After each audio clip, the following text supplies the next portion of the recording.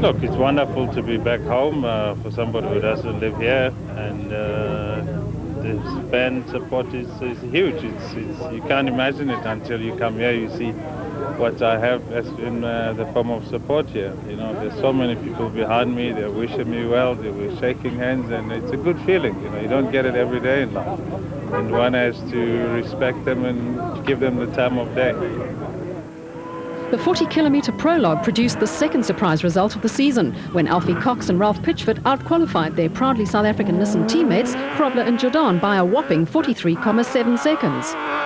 Cox was clearly in his element.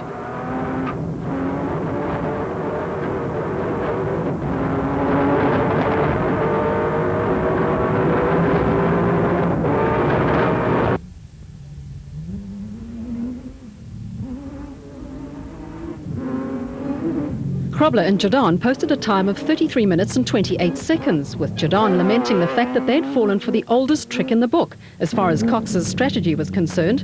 We're not going to race each other, are we?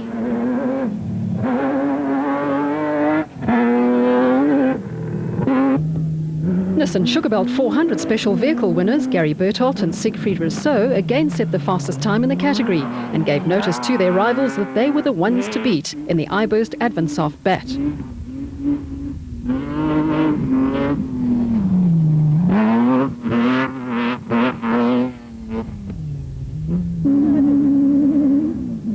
2004 Toyota 1000 special vehicle winners Atang Magegheneni and Bix Carolyn, who has won the event twice, were fourth in the total Jimco and were followed by former Class E champions Mark Cronje and Chris Birkin in the Class D Castrol Toyota Hilux 2.7i. The talented crew finished second to Cox and Pitchford by a mere 13 seconds on last year's event and were hungry for that elusive class win.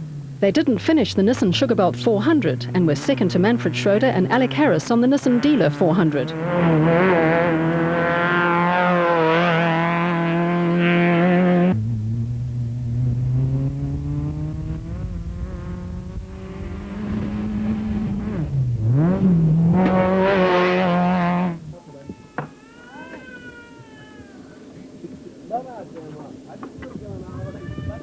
Father and son, Robert and Gareth Walk, were sixth in the Super Paved Chenoweth. Walk Sr. was one of 12 former Toyota 1000 Desert Race winners in this year's field and posed a threat to some of the more fancied special vehicle teams.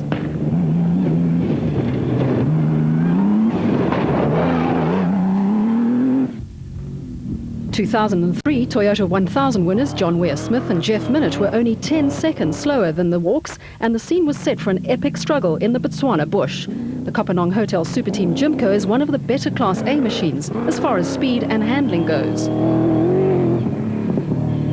Class D championship leaders Manfred Schroeder and Alec Harris had to settle for fourth place in the production vehicle category and would start 55 seconds behind rivals Cronje and Birkin. Woolridge and Scholthammer, who have won the event twice, seem to enjoy spectating and cheering on their Team Ford Racing teammates.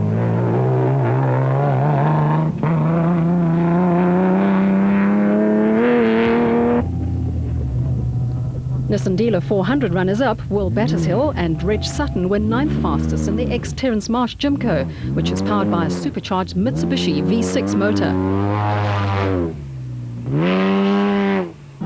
Chris Visser and Jaapie Badenhorst were the star turn in Class E and brought their Tyco Trucks Toyota Hilux 2.7i home in 10th place, 1 minute ahead of Class E championship leaders Hugo and Jaap de Bruyn. Arnold Pistorius and Jürgen Steyn outqualified the rest of the Class B field in their Twin City Raceco.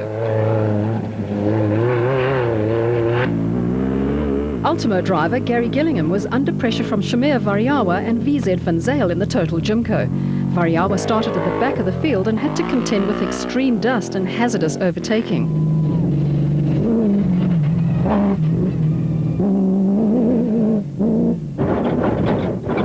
Henry Zamatin and Bodo Zwegler were 13th in the trusty Mastercraft Ryobi Mitsubishi Pajero, which has finished 16 successive races. The pair was third in the Class D championship going into the Toyota 1000, and a good result would rocket them up the leaderboard.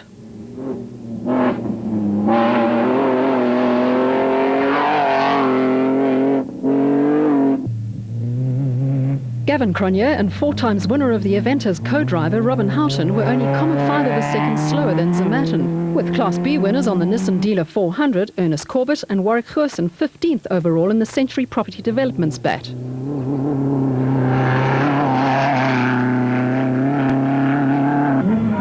(1990) Toyota 1000 winner Richard Schilling and Chris Davies were the fastest Class S qualifiers in the Plastotech AceCo.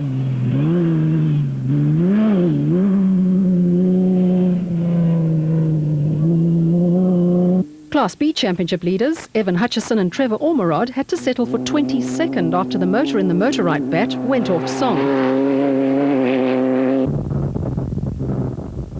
You're on board with Class E newcomer George Barkhuizen and Rod Heering.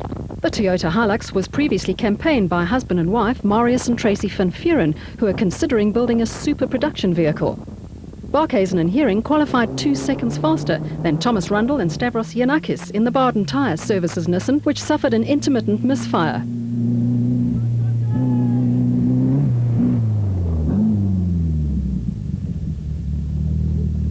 The Pretoria-based driver is one of a growing number of youngsters entering the sport, which has been well supported in the past by the likes of veterans Kutsia Labuskaghni and Johan Gerber in the Raysonics Nissan Hardbody, who set the 15th fastest time by incurring a 5-minute penalty for not attending driver's briefing.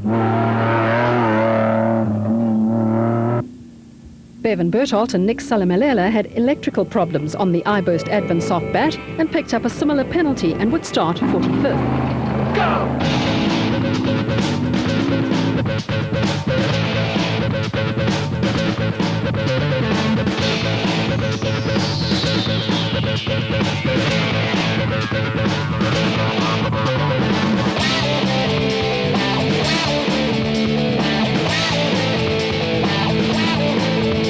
Not everybody enjoyed a clean run in the prologue. One of the casualties was 2000 Toyota 1000 winners Mark Corbett and Jean Moore in the Century Property Development's bat.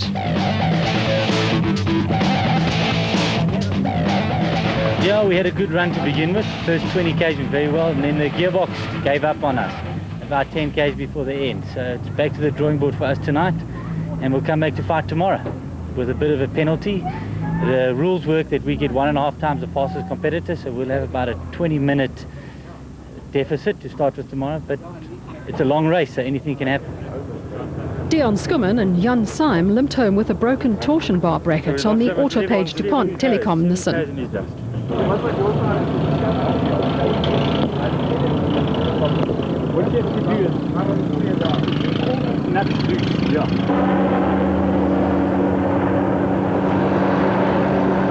It was a case of routine maintenance in the proudly South African Nissan pit.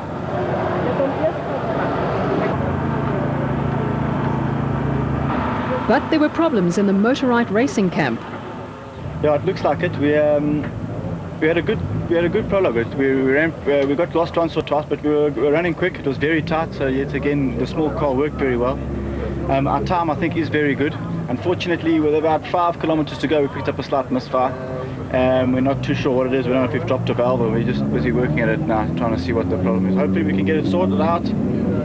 If not, we'll be watching the race tomorrow.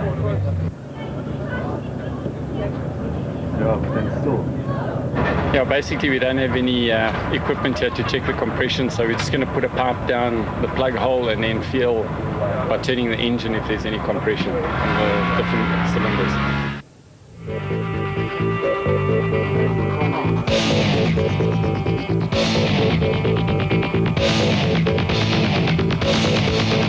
Go!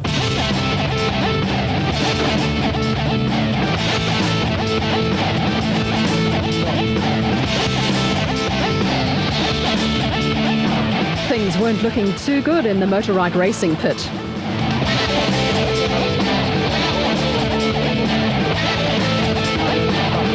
A screw on the injector butterfly fell into the combustion chamber and the damage was terminal.